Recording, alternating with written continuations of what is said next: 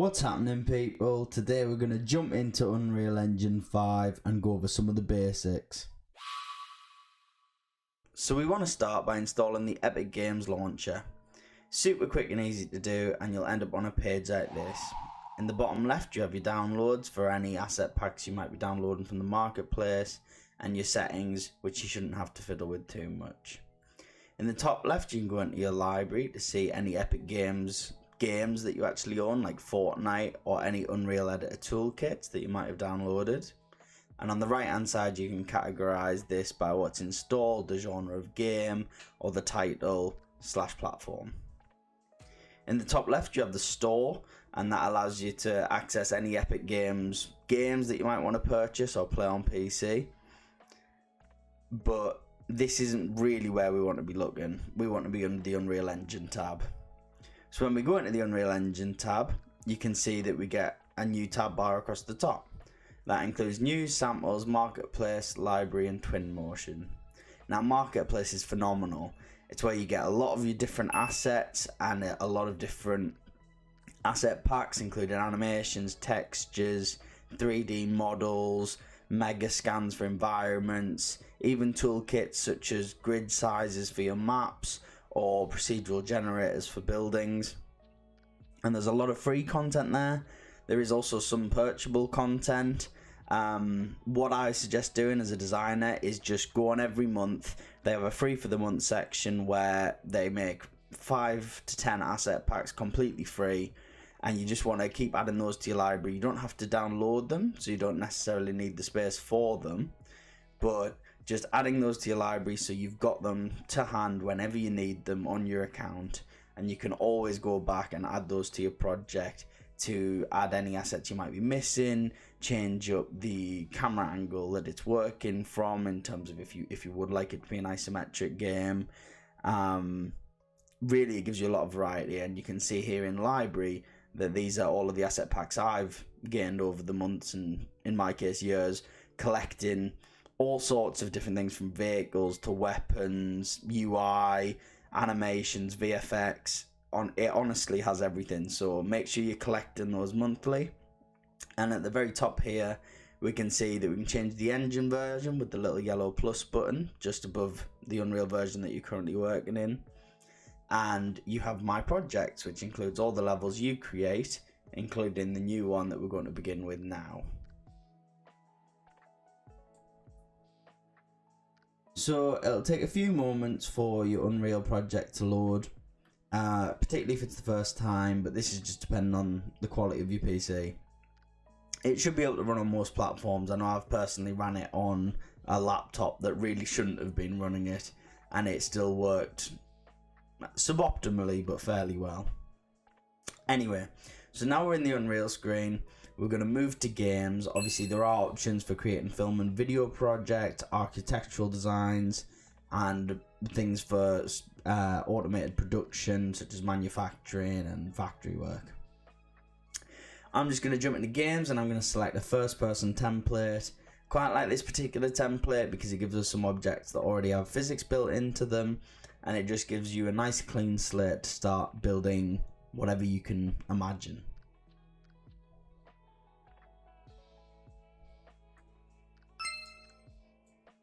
So once your project is loaded, as you can see, you'll get a few pop-ups on your screen.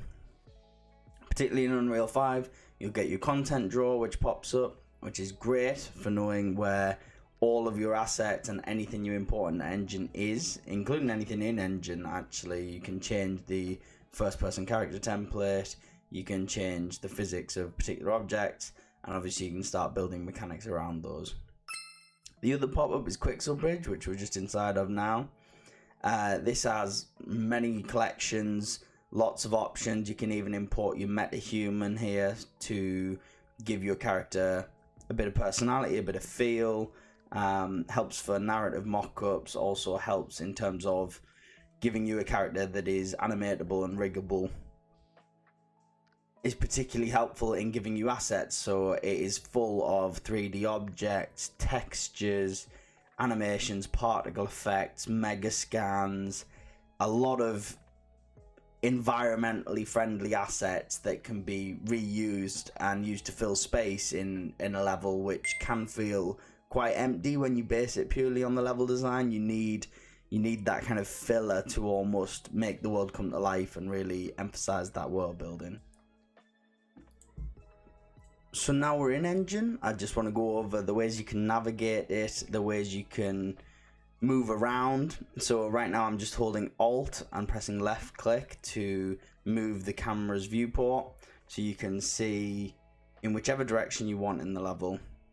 If you hold Alt and left click and move, it almost gives you a rotational value around whatever you're holding. So as you can see, we're focusing in on that back left hand corner of the map, just using that Alt left click. And to really get up close and personal with the map, we can hold Shift and use the scroll wheel to move into the map and Alt to rotate still. Okay, so you hold Shift and left click and use the wheel to move the camera almost as a flying viewport, and then you can use Alt again to make the map rotational and see specific sections. If you want to refocus your camera, you simply click an asset, that can be the floor of your map or the text you want to focus on, and press F, and that will highlight the object and will focus the camera onto that object. And then you can just use the scroll wheel once more to zoom in close for any detail. Right here, I'm just going to focus on this cube for a moment and show you the controls for object. So when you select an object in Unreal, it might just come up with a highlighted yellow outline around its edges. All you want to do there is press W, which suggests world rotation, world position, and we can move that object now. And with the grid in the corner, we can choose the amount of degrees at which that object is snappable. So 10 degrees makes it snap a little bit more in smaller chunks and in sharper movements, whereas 20 degrees might make it snap in slightly larger movements, which is more suitable if you're working on something like an open world map.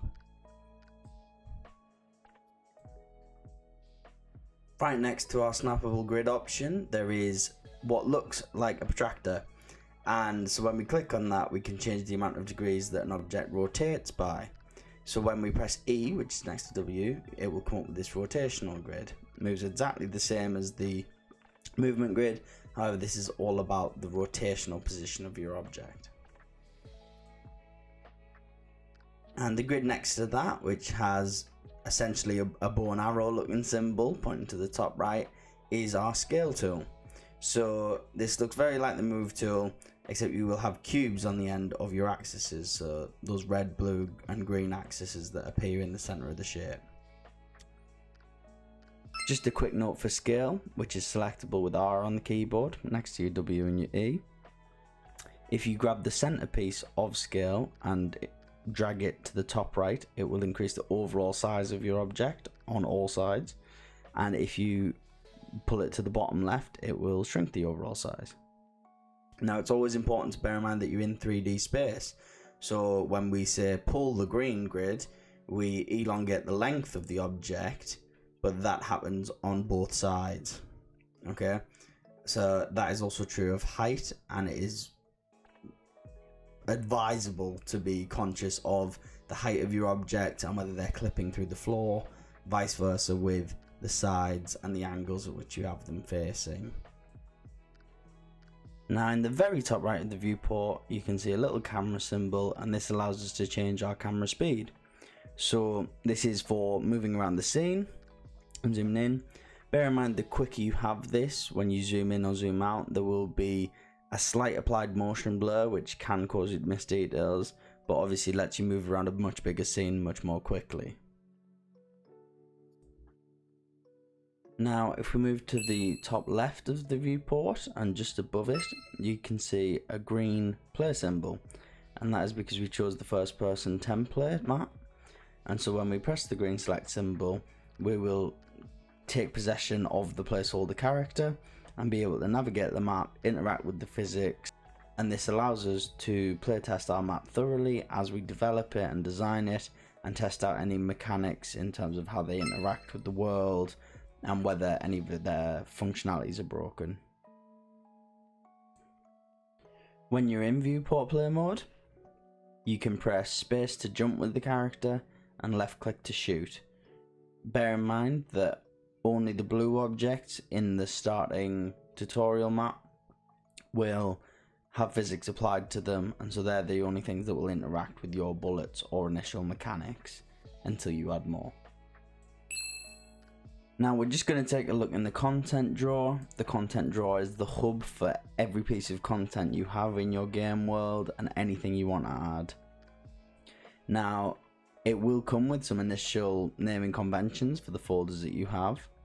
I always like to do _P1 for, say, player 1 if it's a control system, but really stick with these naming conventions because you don't want to, say, apply a blueprint material adjustment to a selection of materials in a folder as opposed to that specific material.